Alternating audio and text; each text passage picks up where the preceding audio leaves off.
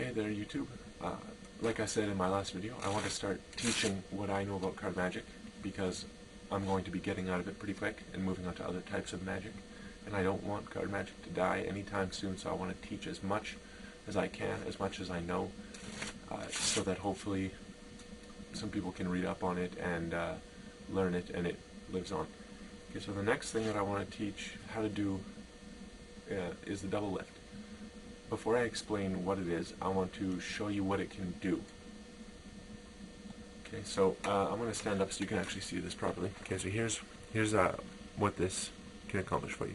We take the deck, we take a card. Okay, say the 7 of hearts. We take the 7 of hearts, we slide it right into the middle, just like this. Okay, snap the fingers, wave the hand. 7 of hearts rises back to the top, just like that.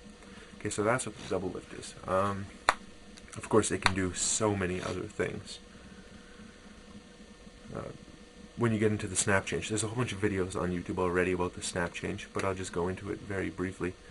Let's say, for example, you were doing a card trick and somebody picked the Joker, and you want to say, okay, I found your card, here we go. Oh, wait, that's not your card, blah blah blah. You want to go into a snap change and you say, look at that, change it right into the Joker. That's again accomplished with a double lift. So now I'll tell you this here, the double lift is the action of taking 2 cards off the deck at the same time as one and displaying them. Okay, so however I do that, if I turn it over like this to show you, or if I just turn it over like this, or if I simply just pull it off the deck and I say, okay, we got a card, whatever, I'm holding 2 cards here, but I'm holding them as square as I possibly can, so it only looks like one, unless you get a really good view of the side. Then you can see, mind you, camera probably can't focus on that, but in the right light you can see that there's actually 2 cards there. Long story short, so how to accomplish the double lift, there's a couple different ways. The best way to do it is to have a break under the cards that you want to lift up. I guess I should probably teach the pinky break before this, but whatever, the pinky break is pretty easy to teach. All you're doing for the pinky break is shoving the flesh of your pinky into the deck to keep cards separated. Okay, if you just want to keep one card separate, you push it over, you push your pinky up against it and use your pinky to push the card back square, and in doing that you're going to get some of your flesh caught in it, and it's going to keep that card away from the deck just with the flesh of your pinky. So there's that way to do it. You can push it over and then push it back, so now I've got my pinky break. Or with your thumb you can riffle up the back edge of the card, stick your pinky in, and then let it back down. So that way it would look like this, something like that. So it just looks like I'm squaring the deck almost, because I'm grabbing it in that same sort of position. This is called biddle grip. I'll go into that in more detail later. It just looks like you're squaring up the deck, and in that I've got a pinky break below the top card. When you want to start getting into multiple cards, getting the pinky break gets a little more difficult. You can't easily just go like this, pick up 2 cards, and put your finger on them.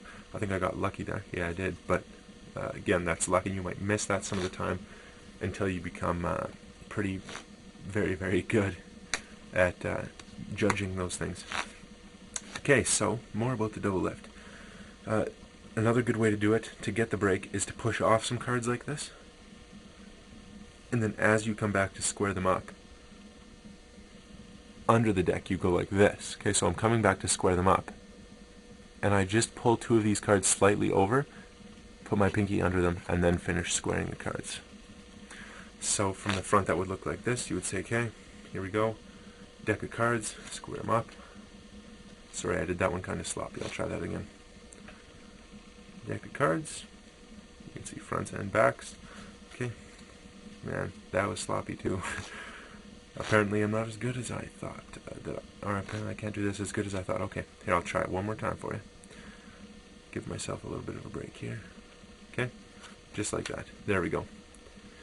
And got a break under the top 2 cards. So then the idea of the double lift from here is that you want to stick your thumb inside that break, like that. Just stick it right in there so you can lever the cards up, and you get it from the front as well. So you can actually just grab them and lift them off the deck. 2 cards as one. Okay, so that's 2 cards. So here, we'll try that here. Okay, so I got my break under 2 cards. And I'm just going to go like this, pick them up, and display them. So here I'm showing the Queen of Spades. Now here's the beauty of this. Now when I put this on top, the Queen of Spades is actually the second card from the top. So if I go to slide the top card into the middle, everyone thinks it's the Queen of Spades, but it's actually the top card of the deck. Now the top card was the original second card from the top, which is the Queen of Spades, as luck would have it. So you push the card in, make it look dramatic, snap of the fingers, wave of the hand, the card rises back to the top. That's the idea of the double lift. Where was I going to go with that? Oh yeah, a more flashy way. If you're just doing it like this and you say, okay, here we have a card, it could look smoother, because when you display a card, you probably go like that.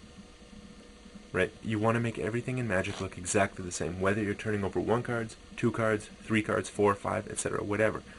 Although, I'm pretty sure most people wouldn't do a 6 lift, but anyway. You want to make it look exactly like 1, so whatever you would do with 1, you have to do with 2. So you might go like this, you might show it like that. Okay, you might show the card like that, you might just flip it over like this. You might just pick it up like this. Maybe you would, I don't know. You might want to flip it over. It's totally personal preference. But whatever you do to lift up 1 card, you have to do to lift up 2. Okay, so if you lift up 1 card like this, by all means, lift up 2 like that. Or you go from the break position, you run your index finger along the edge of the deck, catch it in that break, lever the cards against your thumb, pinch it, and flip it to show.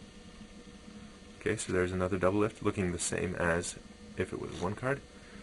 One of the coolest ways that I've ever seen to do a double lift. And as cool as it is, I hate doing it because it's not how I do 1 card. But you take your thumb and middle finger, put your middle finger at the front of the deck on the right hand side, put your thumb at the back on the right hand side, and then you lever the card up, and then you separate it from the top of your thumb so it's just touching the base or the ball of your thumb, and then from there you slide your thumb down to your middle finger and spin the card. That's, I think, what I did at the beginning of this video, or yeah, that would have been at the beginning of this one.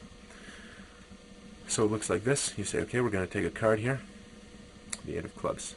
And at this point, you're free to do whatever you want with it, pretty much, because you've got it in such a good grip with these fingers. I mean, the slight bend in the card is going to keep it pretty much square. So here you go like this. You say 8 of clubs. You give it a little bit of a flick, if you want to do that. With the bend in the card, you're risking a flick because that straightens out the bend, and then it's liable to go like this on you. Whoops.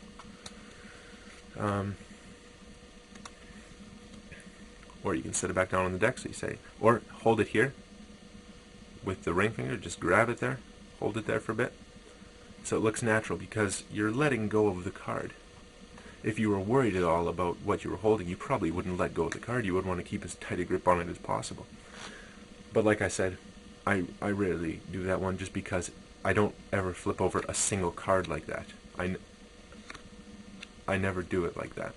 If you do, it's going to work out perfect. You can do your double lifts like that all the time. Okay, so what else can the double lift do? Well, there's a trick. One of the most famous tricks in card magic, actually, is probably called the ambitious card. The whole idea is that a card constantly jumps to the top. So you start off with the 8 of clubs, you slide it into the middle, bam, jumps to the top. So you say, here, we're going to try this again. We'll take the 8 of clubs, okay, slide it into, the middle of the deck, just like that. Snap of the fingers, bam, back on top. Okay, so we try that one more time, fair as I possibly can. We take the 8 and we slide it right into the middle of the deck. We square it up, snap and a wave, bam, back on top. So there was just 3 phases to the ambitious card routine, okay? And I did 2 of them with a double lift. Okay, so you start off by doing a double lift and you say, here's the 8 of clubs. You slide the top card into the deck, leaving the 8 on top, and you do a single lift, showing the 8. Now I'm only holding 1 card here. Now the next thing that you do, or the next phase, is using something called the Marlowe tilt, which I will explain in a later video.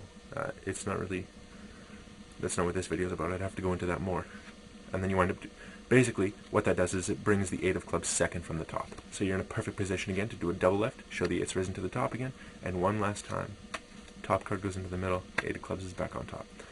So that's the double lift. Practice it, make sure you can do it. If you have any questions, feel free to message me, whatever you need. I'm always willing to help. Alright, so thanks very much for watching, and good luck practicing it.